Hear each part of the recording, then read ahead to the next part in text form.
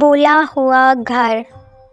ولبروک کے پرسکون قصبے میں ایک پرانا گھر تھا جسے ہر کوئی نظر انداز کرنے کی کوشش کرتا تھا۔ اونچے درختوں اور جھاڑیوں سے چھپا ہوا وہ گھر برسوں سے ویران لگ رہا تھا۔ کھڑکیاں ٹوٹی ہوئی تھیں، چھت پر کائی جمی ہوئی تھی اور سامنے والا گیٹ ایک قبضے پر ڈھیلا لٹک رہا تھا۔ ہوا میں چڑچڑاتا ہوا لوگ اسے بھولا ہوا گھر کہتے تھے۔ کوئی نہیں جانتا تھا کہ اس میں پہلے کون رہتا تھا یا اسے کیوں برباد ہونے کے لیے چھوڑ دیا گیا تھا۔ قصبے کے بزرگوں نے اندھیری بے چاند راتوں میں گھر سے عجیب آوازیں اور روشنیوں کے قصے سنائے۔ کچھ لوگوں کا کہنا تھا کہ انہوں نے اندر سائے حرکت کرتے دیکھے، حالانکہ گھر خالی سمجھا جاتا تھا۔ دوسروں نے سرگوشیوں میں بتایا کہ ایک پراسرار شخصیت اس گھر کے ارد گرد کے جنگل میں چلتی ہے،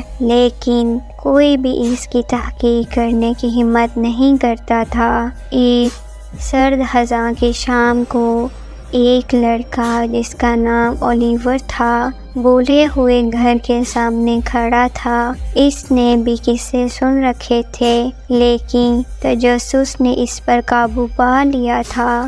گھر نے جیسے اسے اپنی طرف بلایا اور جتنا وہ اسے نظر انداز کرنے کی کوشش کرتا، کشش اتنی ہی زیادہ ہوتی گئی۔ دل کی دھڑکن تیز ہوتی ہوئی اولیور نے چڑچڑاتا ہوا گیٹ دھکیلا اور اندر قدم رکھا۔ گھر کے قریب ہوا اور بھی سرد محسوس ہوئی۔ اولیور کے ہر قدم کی گونج سنائی دی۔ جیسے ہی وہ سامنے والے دروازے کے قریب پہنچا، وہ دھچک گیا۔ اس کا ہاتھ سنگ آلود دستے کے اوپر معلق ہو گیا۔ اچانک ایک تیز ہوا کا جھونکا اس کے پاس سے گزرا اور دروازہ خود بخود کھل گیا۔ اولیور ساکت ہو گیا، یہ سوچتے ہوئے کہ شاید اسے واپس چلے جانا چاہیے، لیکن اندر سے کچھ اسے آگے بڑھنے پر مجبور کر رہا تھا۔ گھر اندھیرا تھا اور وہاں مٹی اور پھپھوندی کی بو آ رہی تھی۔ اولیور کے قدموں کی چاپ نرم تھی، لیکن فرش کے نیچے کی لکڑیاں ہر حرکت پر چیخ رہی تھیں۔ اس نے پہلے نیچے کی منزل کے کمرے دیکھے، ایک باورچی خانہ جس میں زنگ آلود برتن اور پین لٹک رہے تھے، ایک بیٹھک جہاں پرانا فرنیچر سفید چادروں سے ڈھکا ہوا تھا۔ ہر چیز یوں لگ رہی تھی جیسے پچھلے مالک جلدی میں چھوڑ گئے ہوں۔ گھر میں گھومتے ہوئے اولیور کو عجیب سا احساس ہوا، جیسے کوئی اسے دیکھ رہا ہو۔ وہ ہر چند لمحے بعد پیچھے مڑتا، یہ توقع کرتے ہوئے کہ کوئی اس کے پیچھے کھڑا ہو، لیکن وہاں کوئی نہیں ہوتا تھا۔ گھر خالی تھا یا شاید نہیں۔ اس نے تنگ سیڑھیاں چڑھ کر دوسری منزل پر پہنچا۔ ہر قدم اس کے وزن کے نیچے کرا رہا تھا، لیکن وہ آگے بڑھتا رہا۔ اوپر کی منزل کی ہوا اور بھی زیادہ سرد تھی۔ وہاں کئی کمرے تھے، سب کے دروازے بند تھے۔ اولیور نے ہر ایک دروازہ احتیاط سے کھولا۔ پہلا ایک بیڈ روم تھا، خالی سوائے کھڑکی کے پاس رکھے ایک پرانے جھولنے والی کرسی کے۔ دوسرا کمرہ کتابوں اور کاغذوں سے بھرا ہوا تھا جو فرش پر بکھرے ہوئے تھے۔ جب وہ تیسرے دروازے تک پہنچا تو کچھ مختلف محسوس ہوا۔ دروازہ تھوڑا سا کھلا ہوا تھا اور اندر سے ایک مدھم روشنی جھلملاتی ہوئی نظر آ رہی تھی۔ اولیور نے اسے دھکیلا اور اندر داخل ہو گیا۔ یہ کمرہ دوسروں سے چھوٹا تھا، جس کے مرکز میں صرف ایک میز رکھی تھی۔ میز پر ایک بڑا دھول سے بھرا ہوا کتاب تھی جس کا سرورق پرانا اور بوسیدہ تھا۔ تجسس نے اسے اپنی طرف کھینچا اور وہ آہستہ آہستہ کتاب کے قریب پہنچا۔ جیسے ہی اس نے کتاب کو چھونے کی کوشش کی، کمرہ اچانک اور بھی تاریک ہو گیا۔ کھڑکی سے آنے والی مدھم روشنی غائب ہو گئی اور درجہ حرارت تیزی سے گر گیا۔ اولیور کی سانس سفید دھوئیں کی شکل میں باہر آنے لگی۔ اس نے اپنا ہاتھ پیچھے کھینچنے کی کوشش کی، لیکن ایسا لگا جیسے کتاب نے اسے جکڑ لیا ہو۔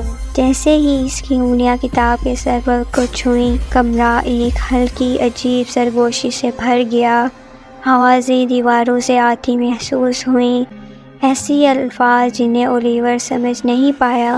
خوف نے اسے جکڑ لیا، لیکن وہ ہل نہیں سکا۔ سرگوشیاں تیز ہو گئیں، اس کے دماغ کو بڑھتی ہوئیں، اس کے خیالات کو ڈبو دیتی ہوئیں۔ کتاب کے صفحات خود بخود پلٹنے لگے، تیزی سے تیزی، یہاں تک کہ وہ ایک صفحے پر رک گئے۔ دھندلے سیاہی میں ایک نام لکھا ہوا تھا، اس کا نام۔ اولیور کا دل زور زور سے دھڑکنے لگا۔ اس کا نام ایک ایسی کتاب میں کیسے ہو سکتا ہے جو شاید دہائیوں پہلے لکھی گئی ہو؟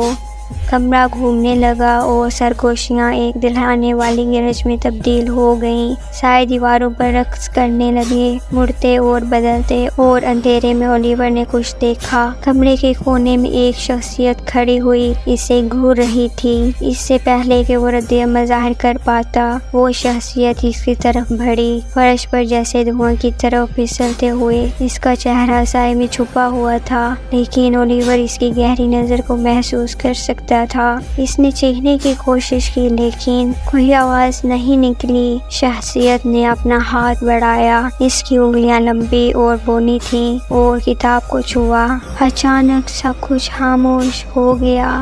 شخصیت غائب ہو گئی، سرگوشیاں بند ہو گئی، اور کمرہ اپنی معمولی مدھم حالت میں واپس آ گیا۔ اولیور لڑکھڑاتا ہوا پیچھے ہٹا، اس کا دل اس کے کانوں میں دھڑک رہا تھا۔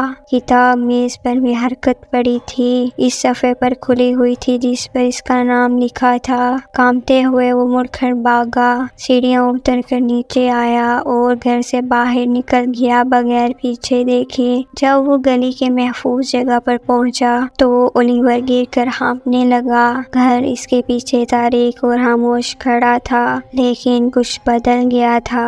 جب اس نے ٹوٹی ہوئی کھڑکیوں کی طرف دیکھا تو اسے یقین ہو گیا کہ اس نے وہاں ایک سائے کو کھڑا دیکھا، اسے گھورتے ہوئے، اس کا انتظار کرتے ہوئے۔ اس دن کے بعد سے اولیور کبھی بھی ویسا نہیں رہا۔ اس نے کبھی نہیں بتایا کہ بھولے ہوئے گھر کے اندر کیا ہوا تھا، لیکن وہ جانتا تھا کہ اس نے اسے بدل کر رکھ دیا تھا۔ وہ گھر اب بھی کھڑا تھا، قصبے کے باقی لوگوں کے لیے بھولا ہوا اور چھوٹا ہوا، لیکن اولیور بہتر جانتا تھا وہ صرف ایک گھر نہیں تھا، وہ کچھ اور تھا، کچھ ایسا جو اگلے شخص کا انتظار کر رہا تھا، جو اتنا متجسس یا بے وقوف ہو کہ اندر جانے کی ہمت کرے۔